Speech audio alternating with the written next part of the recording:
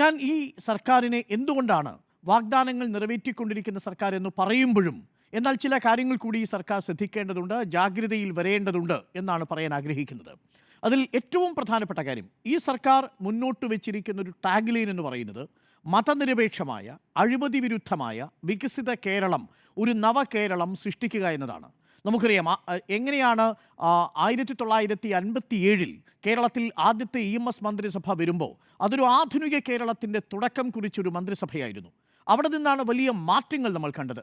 നിയമനിർമ്മാണത്തിലൂടെ ശക്തമായിട്ടുള്ള ഒരു സാമൂഹിക ഉദ്ധാരണത്തിന്, സാമൂഹിക വികസനത്തിന് കേരളം തുടക്കം കുറിക്കുന്നതാണ് EMS മന്ത്രിസഭയിൽ നമ്മൾ കണ്ടത്.